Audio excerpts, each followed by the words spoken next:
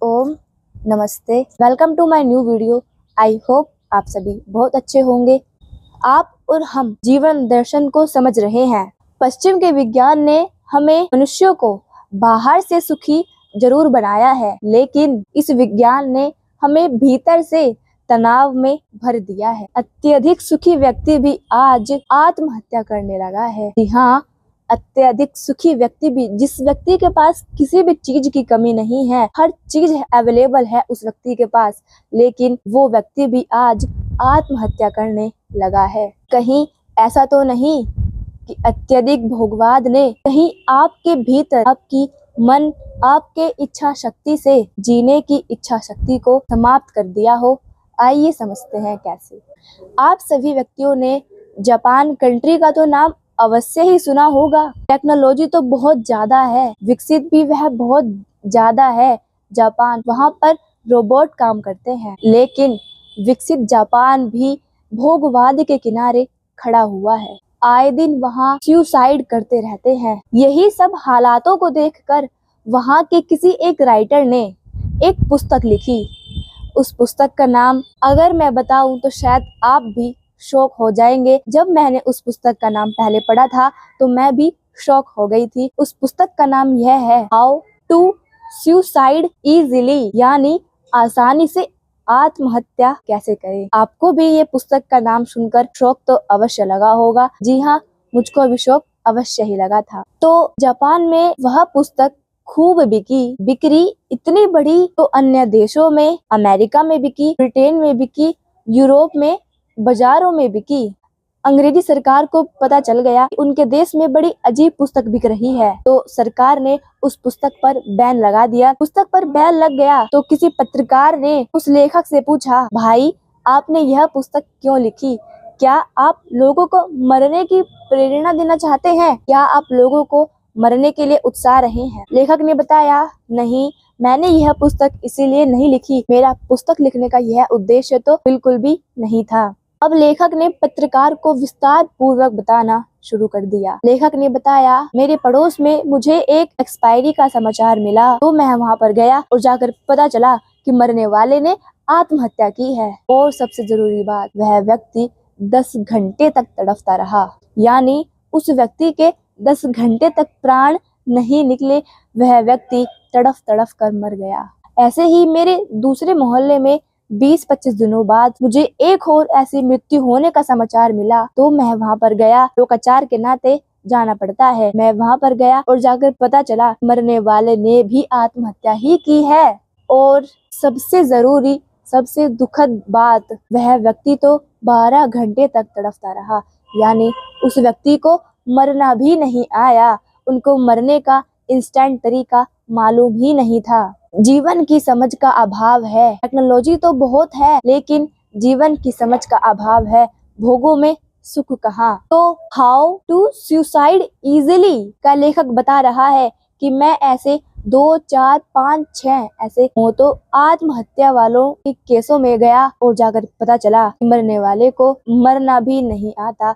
वह व्यक्ति 10-10, 12-12 घंटे तक तड़फ तड़फ कर मरते रहते हैं। मैं तो बस उनको देखकर दया करुणा भाव लेकर उनको तड़फने से बचाना चाहता हूँ, इसीलिए मैंने यह पुस्तक लिखी। जिस व्यक्ति ने अंतिम निर्णय कर लिया है कि अब मुझे मरना ही है या मुझे आत्महत्या ही करनी है, मैंने उन्हीं व्यक्ति के लिए यह पुस्तक लिखी। मैंने सबके लिए यह पुस्तक तो नहीं लिखी, केवल उन्हीं व्यक्ति के लिए जो व्यक्ति सुसाइड करना चाहते हैं, जो व्यक्ति आत्महत्या करना चाहते हैं, जिस व्यक्ति ने अंतिम निर्णय कर लिया है कि अब मुझे जीवन जीने का कोई भी उद्देश्य नहीं नजर आ रहा, अब मुझे मरना ही है। कम से कम वो ढंग से तो मरे, ऐसे तड़फ तड़फ कर तो ना मरे। इसी संवेदना को ध्यान में रखकर मैंने यह पुस्तक लिखी। भोगवाद के पास मनुष्य के आत्महत्या के विचारों को रोकने का कोई भी समाधान नहीं। जी हाँ, तभी तो महर्षि पतंजलि कहते हैं कि मोक्ष शास्त्रों को पढ़ो। आत्मा क्या है, परमात्मा क्या है और बंधन क्या है। समस्याएं सबके जीवन में आती है, आपके जीवन में भी आती है और मेरे जीवन में भी आती हैं। तो समस्याएं सबके जीवन में आती हैं। जीवन जब तक रहेगा तब तक समस्याएं तो पूर्ण रूप से रहेंगी। जी हाँ, जीवन जब तक रहेगा समस्याएं तब तक आपके जीवन में आती रहेंगी। ऐसा नहीं है कि आपको हर व्यक्ति खुश नजर आए, उसके जीवन में कोई प्रॉब्लम नहीं है। हाँ, उसके जीवन में भी प्रॉब्लम हो सकती है, लेकिन उस व्यक्ति ने अपनी समस्याओं का समाधान करना सीख लिया है। उस व्यक्ति ने अपनी समस्याओं का समाधान करना सीख लिया है। ये वैदिक सभ्यता है, ये भारतीय संस्कृति है, जहाँ पर लोगों को मरने से बचाया जाता है, जहाँ पर लोगों को जीवन जीना सिखाया जाता है, और वहीं अन्य देशों में लोगों को मरना सिखाया जा रहा है। यही अंतर है इन दोनों में। आपको यह बताते बताते मेरे को एक छोटी सी घटना याद आ गई। शायद आपने मुझसे पहले ये कहीं सुनी होगी। कोटा या गुजरात की सुनी हुई घटना बता रही हूँ। जब 10वीं या 12वीं कक्षाओं का रिजल्ट आता तो अक्सर बच्चे नदी तालाब में जाकर आत्महत्या कर लेते, कारण उनका 10वीं या 12वीं कक्षाओं में फेल हो जाना। आजकल सरकारें रिजल्ट आने से पहले नदी तालाब या किसी नहर के आसपास पुलिस वालों की ड्यूटी लगा देती है, ताकि अगर वहां पर कोई बच्चा नजर आए तो उस बच्चे को आत्महत्या करने से रोका जा सके। यानी जो बच्चे 10th क्लास में फेल हो गए हैं वो बच्चे आते हैं आत्महत्या करने, वो बच्चे आते हैं सुसाइड करने।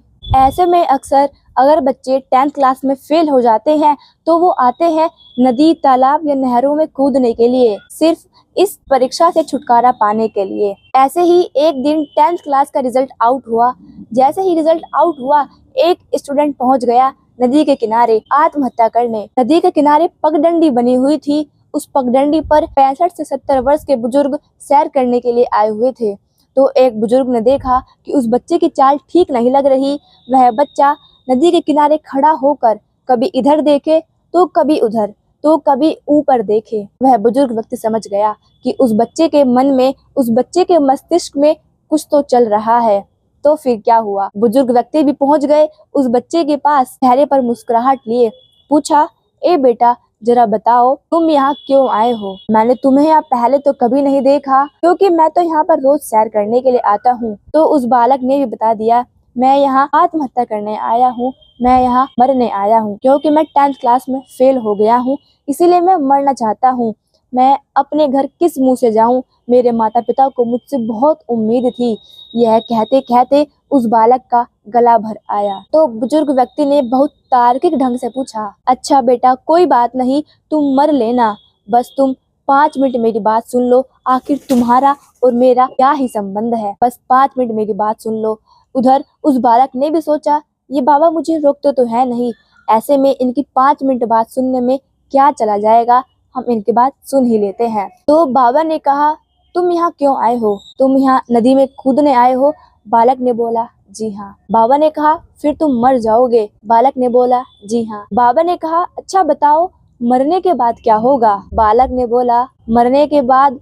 उसके पास कोई उत्तर नहीं था। तो यह भारत का ही बच्चा रहा होगा, इसीलिए उसको भारतीय ज्ञान परंपरा की बात सुनने को मिलती रहती थी। इसने भी कहीं से किसी सत्संग में सुना होगा कि मरने के बाद दूसरा जन्म अवश्य होता है। तो उस बालक ने भी उत्तर दिया, हाँ बाबा, मरने के बाद मेरा दूसरा जन्म अवश्य होगा। फिर क्या होगा? बालक ने बोला, मैं छोटा बच्चा बन जाऊंगा और खेलना कूदना शुरू करूंगा। बाबा ने कहा, फिर क्या होगा? बालक बोला, फिर मैं स्कूल जाना आरंभ करूंगा। बाबा ने कहा, अच्छा बताओ 10 वर्ष की आयु में क्या होगा? बालक ने बोला, 10 वर्ष की आयु में मैं 5वीं कक्षा में पढ़ूंगा। बाबा ने बोला, अच्छा बताओ अगले जन्म में 15 वर्ष के बाद क्या होगा? बालक ने बोला, अगले जन्म में 15 वर्ष के बाद मैं 10वीं कक्षा में जाऊंगा। तो उधर उस बाबा ने कहा, अच्छा बेटा बताओ 15 वर्ष के बाद तुम 10वीं कक्षा का एग्जाम दोगे या नहीं दोगे? बालक ने बोला, दूंगा, अवश्य दूंगा, मैं 10th क्लास का एग्जाम अवश्य दूंगा। तो बाबा ने कहा, अच्छा बेटा, तुम 10th क्लास का एग्जाम 15 वर्ष के बाद देते हो, तो नहीं तुम 3 महीने के बाद, मात्र 3 महीने के बाद तुम 10वीं का एग्जाम क्यों नहीं दे लेते? उसको बात समझ में आ गई। बोला, वाह दादाजी, मुझे बात समझ में आ गई। ये भारतीय सभ्यता है, ये वैदिक सभ्यता है। यहाँ पर लोगों को मरने से बचाया जाता है, यहाँ पर लोगों को जीवन जीना सिखाया जाता है। अगर आप सुसाइड कर भी लेंगे तो भी 10th क्लास का एग्जाम आपका पीछा नहीं छोड़ेगी। 10th क्लास आपका पीछा कभी नहीं छोड़ेगी, चाहे आप आत्महत्या क्यों ना कर लो। आपको फर्स्ट से लेकर 10 तक सारे एग्जाम दोबारा देने पड़ेंगे। क्यों ना तुम 3 महीने के बाद 10th क्लास का एग्जाम क्यों नहीं दे देते। ये है हमारी भारतीय संस्कृति, वैदिक सभ्यता। यहाँ पर लोगों को मरने से बचा जाता है, यहाँ पर लोगों को जीवन जीना सिखाया जाता है। तो आप बताइए, मरने में घाटा है या फिर जीवन जीने में घाटा है। आप मर भी जाएंगे तब भी आपको एग्जाम तो अवश्य देना पड़ेगा। ये सिद्धांत वेस्ट वालों के पास, टेक्नोलॉजी वालों के पास नहीं है। उनको ये भी मालूम नहीं है कि मरने के बाद दूसरा जन्म होता है या नहीं होता, उनको ये भी मालूम नहीं है। ये वैदिक सभ्यता है, भारतीय सभ्यता है। तभी तो महर्षि पतंजलि कहते हैं कि मोक्ष शास्त्रों का अध्ययन करो। आत्मा क्या है, परमात्मा क्या है, यह आपको मोक्ष शास्त्रों पढ़ने के बाद ही आपको ज्ञात होगा।